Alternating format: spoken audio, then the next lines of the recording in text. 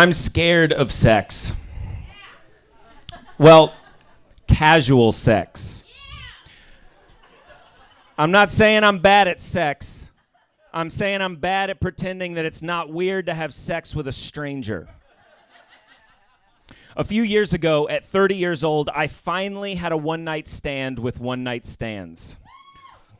I'd recently gotten out of an 8-year relationship. I was phenomenally lonely, but so far removed from the dating scene that it seemed like a horror movie. My friends dragged me to Pacific Beach on a Saturday, and it was a nightmare. I was outside of a bar enjoying not being inside the bar when a gorgeous girl approached. Fast, confident, deliberate. She said something, but I'm not sure what, because she also grabbed my dick. Never has such a red flag also been a beacon. A blinding lighthouse atop an island on fire. A wad of cash in a toilet. Then she leaned in and bit my ear. Not exactly my thing, but with her teeth pinching my flesh, she ran her tongue over the lobe, and I was simultaneously horrified and hypnotized. I think she was Eastern European, or Spanish, maybe Brazilian. We exchanged superficial compliments, and then she asked me for my number, like she smelled it on me. That indistinguishable stench of someone who's too afraid to make the move. As much as I hate loneliness, rejection kills me. After a brief back and forth, all I knew was that she used to be a stripper, which is code for I'm a stripper. And that was it. As I drove home alone, my low self-esteem explained to me that she must have lost a bet, and her friends forced her to come get my number, grab my crotch, and bite my ear. Or maybe it was a prank. Hours later, I had convinced myself to just be grateful that it was all a sham and I wouldn't have to face my fear of casual sex. But at 1:30 a.m., she texted me and said she wanted to meet up. I couldn't believe it. I thought, this must be an elaborate prank. But I pushed back against my pessimism. You can do this. This is what people do. Just do it. It'll be fun. It'll be fun. It's sex. It'll be fun. She asked if I was still in the neighborhood, and I lied from my place in Del Cerro, which was about as far away as I could have possibly been while still being in the same city. This actually worked to my advantage. The distance and travel time did a great job of masking my desperation.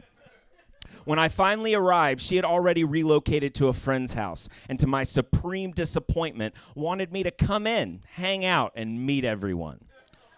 She less asked, more told, almost dared, challenged me. Hello, Ryan. Do you want to play a game? You must go outside of your comfort zone and be social in the hopes that you could get laid after. Or you can go home and sadly masturbate for the millionth time while fighting back tears caused by the tragic realization that you will die alone. The choice is yours. Going in and hanging out and meeting people was the last thing I wanted to do. But at this point, I had driven 20 miles across town after getting dressed and ready again, meticulously, like someone in the wardrobe department making an actor look exactly like they had in the previous scene to avoid any continuity errors. She met me outside, and I was reminded how attractive and physically affectionate she was. After less than a minute of hugging and flirting, her phone started blowing up. Texts and missed calls over and over and over. It's my brother. He's crazy. He wants to know where I went.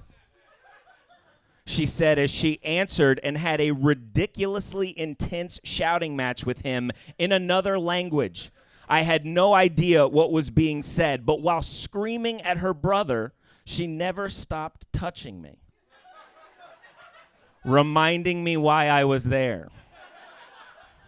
Before I knew it, a giant, muscular man charged towards us, yelling in a foreign language, and I immediately realized this was the brother. I used all of my energy to not run away when I really should have used it to get her off me. But it happened so fast. I'm watching them yell at each other while slowly looking down at our intertwined bodies and then finally backing away when he addressed me directly.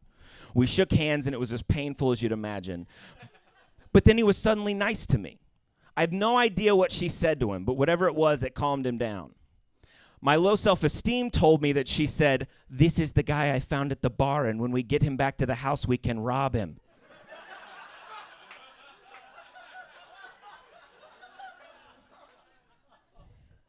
But they didn't rob me. They instead introduced me to a half dozen coked-up bros, and it was super fun making small talk with a half chub in my pants. Then I realized she was gone, disappeared, vanished into thin air. Where did she go? Who knew? Not me, because why would I? As I panicked, she poked her head in from outside and saved me from her brother, insisting I smoke meth with him. Down the street on the beach, we made out and she started giving me a hand job. It was magical. Until she shot up, loosened her grip, and whispered, "We should get out of here."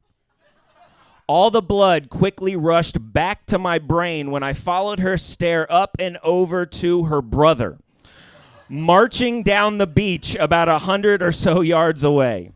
He looked for us frantically and luckily started walking in the opposite direction, giving us enough time to run back to my car and escape.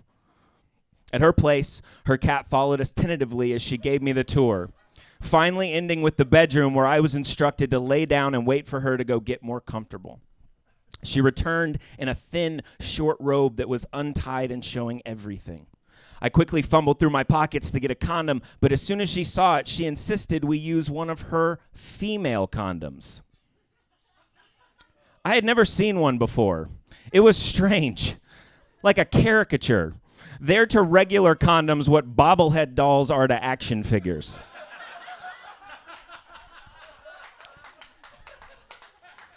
I was reluctant, worried it wasn't safe, but so horny at this point, she could have pulled out a sock and I would have been down.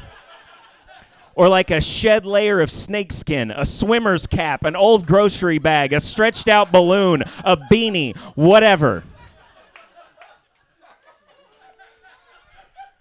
So she put the thing in, and then I put the thing in, and within minutes, something didn't feel right. It was slipping around and bunching up and pinching in certain places. I asked if we could use mine, and she said okay. I got up, grabbed it, and went back in. But something still didn't feel right. I pulled out and used my fingers to inspect, under the guise of going down on her in the process. And after a second, I found what I was looking for and removed the female condom. She had just left it shoved back in there. That's kind of odd, right? Good thing I found it, I guess. It was a bit jarring, but I kept it together and soldiered on. After she finished, she climbed off, rolled over, and grabbed something from under the bed. It was a little red bottle that she popped open and with a smirk squeezed the sticky goo all over my junk. I could smell the strawberry as she put her head down and bit it. Not enough to hurt, just enough to know that it could have.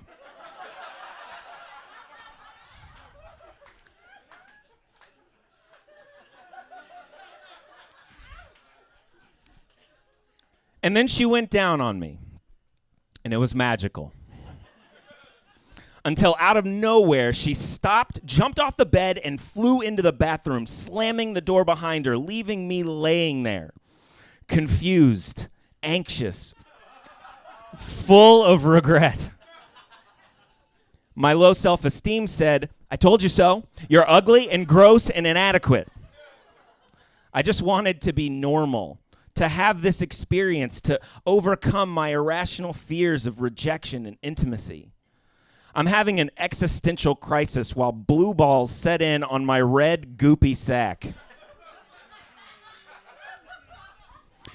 After at least 5 minutes, she finally emerged, but didn't even acknowledge me as she walked out of the bedroom. I hopped up and followed her. Hey, is everything okay? I don't like games, she snapped, her accent as heavy as it had been all night. My ex used to do this. He wouldn't come just to torture me. You men and your games. My jaw dropped. Okay, first of all, I am not a man.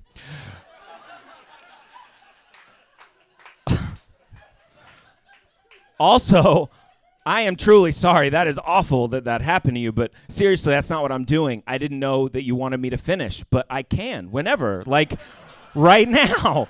Can we please just go back? And I moved in to touch her, and she let me, before whispering in my ear, let's watch porn.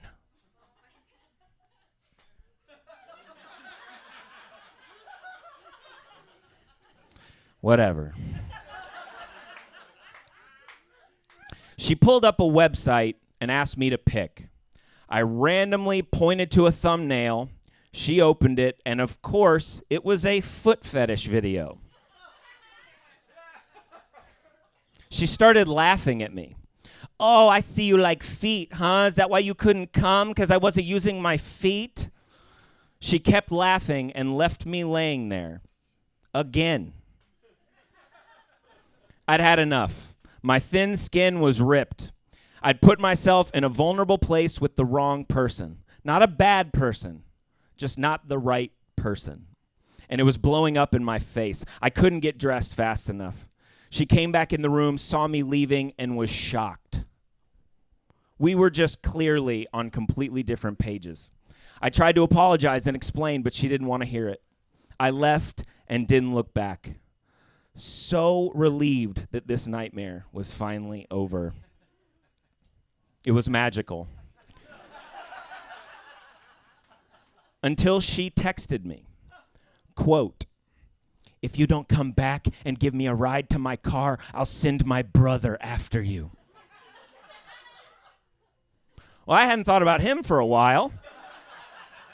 Reading this text sent him exploding back into my head. I slammed on my brakes to respond, okay, I'm coming. I should have added, finally. But she probably wouldn't have appreciated the joke. Not now. I want to sleep. You pick me up in 6 hours. This was the final fork in the road. But unlike before, where the carrot on the end of the stick was sex, now it was not getting murdered. So I said, okay. I went home and set 10 alarms, 5 minutes apart. I had to wake up. But I didn't. Because you can't wake up if you don't fall asleep. And you can't fall asleep if you're terrified.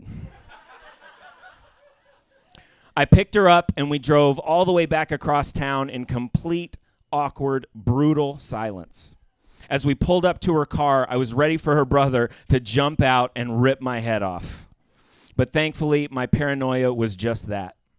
I could finally see the light at the end of the tunnel as she opened the door to step out.